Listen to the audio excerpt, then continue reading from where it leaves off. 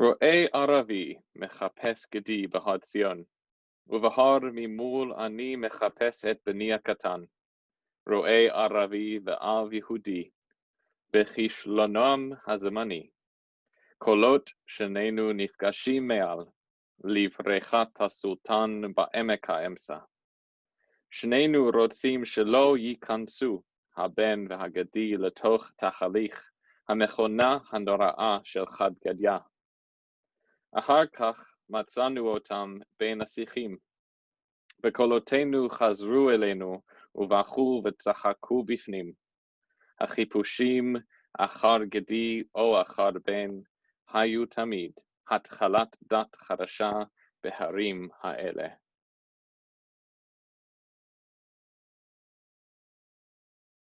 An Arab shepherd is searching for his goat on Mount Zion. And on the opposite mountain, I am searching for my little boy. An Arab shepherd and a Jewish father, both in their temporary failure. Our voices meet above the Sultan's pool in the valley between us. Neither of us wants the child or the goat to get caught in the wheels of the terrible Khad Gadya machine. Afterwards, we found them among the bushes, and our voices came back inside us, laughing and crying. Searching for a goat or a son has always been the beginning of a new religion in these mountains. The Akedah, the binding of Isaac, is one of those foundational texts of Western culture. Not only have the many interpretations of this elusive story from Genesis chapter 22 contributed to Jewish and Christian and Muslim conceptions of faith and of their own faith communities, but it's also become a trope in literature, art, music, and philosophy. The poem I read you is from Yehuda Amichai, and he uses the images of the Akedah so beautifully in telling a story about his own effort to find his son who'd gotten lost on a trip to Jerusalem. From Soren Kierkegaard's Fear and Trembling to Jacques Derrida's The Gift of Death to Eric Auerbach's Mises, the story at the heart of this story, our reading for the second day of Rosh Hashanah, has shaped the way in which we think about life, death, sacrifice, and of generations, parents and children, humans and animals. I'm interested in two aspects of this story. Number one, why didn't Abraham hear the ram stuck in a thicket of trees sooner? And number two, what does the Akedah have to tell us about generational conflict, particularly the conflict that we experience right now between different generations, which for many of us has characterized our society that we're experiencing at the moment? I'm going to share with you a recording, apologies in advance if you've got a sensitive speaker, of a ram in a distress call.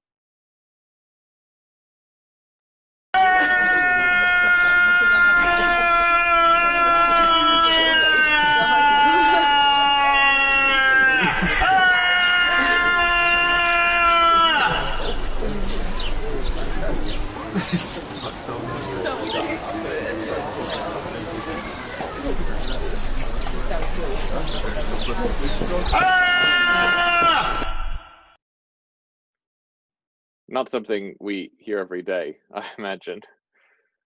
And if you listen, it sounds a lot like a human voice. It actually eerily sounds like a human voice. That's why someone recorded it at that zoo.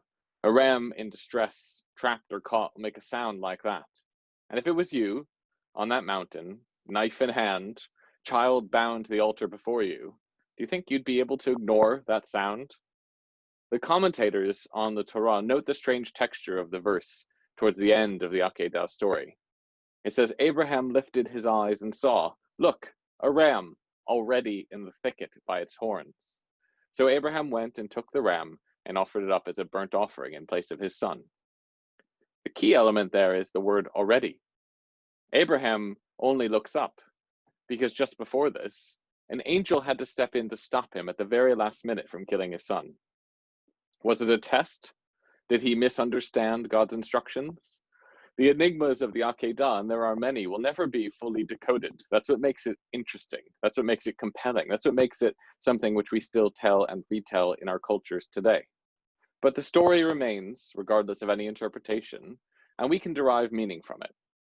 What appears to us from this verse in particular, the verse about Abraham failing or only lately hearing the sound of the ram crying was that Abraham was so fixated on the path he thought he was supposed to take, he didn't even notice what was around him. He was so quick to fulfill what he believed was God's will that he lifted a knife in the air, even as he ignored the sound, a hard sound to ignore, of the ram bleeding next to him. I think there's an analogy in this, particularly in understanding our second question. There's a way in which we can read this story, a story so fundamental to our faith, as one about the way in which one generation can and does harm another, without even realizing, often, that there was another way to do things right in front of them. Now, us millennials get a bad rap, all Twitter and avocado toast and ruining story traditions, but less visible in the public sphere are all the ways in which an entire generation has been nearly sacrificed. Millennials have 300% more student debt than their parents. They're 50% as likely to own their own home as young adults were in 1975. 20% of millennials are living in poverty today. And on average, millennials will be forced to retire 15 years earlier than the previous generation was. The roots of a lot of this lie in the 2007-2008 financial crisis, the results of which we're still feeling now and will be for some time. Amazingly, someone who graduated from university in 2007, just before the crisis, will make £50,000 more over the first 10 years of their working life than someone who graduated only 2 years later in 2009. The collapse of expectations, of hope for a future, it's led to a fair amount of animosity and resentment on behalf of millennials towards their generational predecessors. A year ago now, the phrase "okay boomer" was the most trending thing on social media, with millions of young people frustrated by their circumstances, choosing to take out that anger at the generation of baby boomers who they held responsible for the economic and social failures of our current time. I can understand it. When you grow up with the assumption that you'll be able to have certain financial certainties, certain promises of social security and safety nets, and all of that is taken away very quickly, it's easy to feel angry or frustrated, to feel as though you've been sacrificed by a previous generation. The truth is, every generation continues these traumas onto another. Baby boomers created the systems that existed because of what was missing and what they inherited from a previous generation. Back and back unto Abraham and Isaac, the conflict between the hopes and dreams of one generation and that of another have been key driving factors in the development of societies. Abraham was so fixated on his legacy, on the promise of descendants as numerous as the stars that God gave him, that he almost killed his one hope of achieving that very legacy. Meanwhile, Isaac, who was surely marked by the trauma of the Akedah, continues the manipulation and sacrifice of the next generation, playing his sons against each other, making promises that couldn't be fulfilled. Throughout Genesis and throughout our history, we've continued to cycle that concept of the Akedah, continue to get trapped in the sacrificial loop of it, caught up, as Yehuda Amichai said, in the Gadya machine. So how do we break out of that? How do we stop the cycle of sacrifice and resentment? As usual, the answer's in the story itself. Why didn't Abraham notice the ram? The way out was there, literally tangled in the thicket, bleeding and anxious and worried. To me, the ram symbolizes a way out of the Gadya machine, an opportunity to come up with creative, collaborative solutions to the problems of any given society, rather than pit parents against children and one generation against another. For us, obsession over avocado toast or okay boomer are both distractions. Those are things keeping us locked in that sacrificial loop, unable to hear the sound of the ram right next to us. The problems that we face as we begin 5781 are ones which affect all generations equally, and in which future we will hope is equally at stake. All of us have the same stake in the future we're trying to secure. Standing as we are right now at the cusp of a new year, closing out a difficult one and leaving it behind, there's clearly three major challenges that we face as a society. In each and every one, we will fail unless we face them together, multi-generationally, not by picking up a knife and wood for a burnt offering, but by looking for the ram. The first and most obvious, considering everything that we've been through, is the pandemic. Coronavirus has altered so much about how we live and taken almost 1 million lives worldwide. Yet, on the scale of historical pandemics, this one has had a minor impact. Compared to the 1918-1920 influenza pandemic of only a century ago, or the Black Death of the medieval period, or the plagues of the ancient world, we've fared fairly well.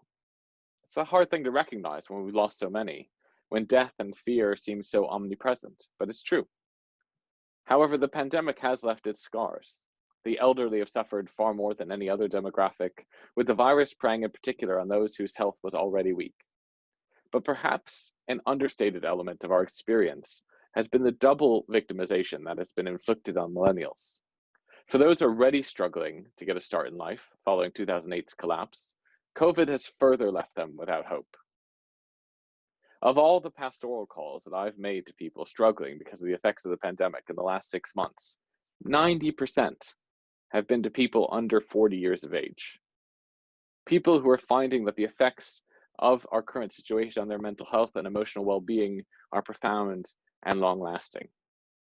This is a great example of the ways in which we need to collaborate rather than compete as generations. Although the effects are different, the pandemic is indifferent to our generation, our traumas, or our sacrifices. The world we build in its shadow must be one in which we work together to find solutions, to find trapped rams, rather than picking up knives against each other. The second feature of the past year, which is impossible to ignore, is the ongoing pursuit of racial justice.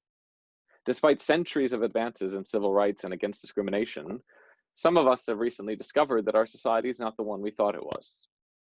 It's one still underwritten with the stain of institutional racism, prejudice, and discrimination. In the fight for equality and for life, generations are irrelevant. The true enemy of our struggle is not baby boomers' ignorance or millennials' naivety. It's the omnipresent specter of white supremacism, which threatens our societal integrity and the well-being of all society's members, Black or white, Jewish or not. Lastly, and perhaps most significantly, is the ongoing degradation of our natural environment. We are living through an extinction event, one not seen in scale for millions of years. 75% of animal species have gone extinct in the last 200 years. Ecosystems are collapsing, and the effects are not just ones which will harm the non-human animal and plant worlds, but ones which are currently and persistently changing the way human life is lived for the worse. It's easy as a millennial to look back at the expansion of capital and exploitation of the environment committed by a previous generation and just focus on that. Just as it's easy for older members of society to blame young people's perceived lack of awareness or seriousness about the crisis. Neither is correct. The calamity through which we are living is the product of hundreds of years of trained neglect and purposeful destruction. To begin to solve this problem, we don't need to sacrifice one another. We need to look out for previously unseen solutions, hidden in the thicket and bleeding loudly just beyond earshot. Each generation, I think, has a different iteration of sacrifice. Each of us is the Abraham and the Isaac of the story at different points in our lives. Each of us suffers the traumas of our inheritance and are often guilty of propagating those traumas to future generations. We are indeed, in a sense, trapped in the Gadya machine. Round and round we go as each new year begins. Yet we have some hope for changing our ways. This is the power of tshuva, to look up from our many distractions and hear the sound of the ram. To be stopped at the last minute by an angel is an extreme and dramatic version. But what's stopping us from learning the lesson Abraham did not? What's stopping us from looking up right now and listening? What do you hear? Is there a better way to live? A better way to structure our society? A better way to provide a future for our children? A better way to face down the tripartite threats of our time? Surely there is. The moral of the Akedah as a story is that it's not a story. The moral of the Akedah is that it didn't happen. Yehuda Amichai found his son, the Arab shepherd found his sheep, and we can do the same. In the Rosh Hashanah piyut, Achot Ketana, little sister, that we sing just before Rosh Hashanah begins in many communities, the chorus after every verse is the same. Tichle Shana v'keloteha. May the year that's passed and its curses be finished. Except in the last verse of the piyut, the conclusion is Tachel Shana uviroteha. May the new year begin with all its blessings. Right now, as we stand about to start a new year, and we look back at a year which has been difficult and troubling in so many ways, not just the three we've talked about, we need to understand actually the power in saying out loud, let's let the old year be finished. Let's let the past and the curses of the year that's gone away go away with it. And let's let the new year and the blessings it brings for us come upon us for good. But we have to help make that happen. The Akedah can teach us more than just about sacrifice. It can teach us critically how to break the chain of cataclysm which sacrifice engenders. If we join together in looking, if we lift up our eyes, if we listen, we might just find that in collaboration, rather than in competition, we can hear the sound of an angel calling our name, or a ram bleeding in the thicket, and with it, we might just hear the sound of the blessings of a new year about to begin. Shana Tova.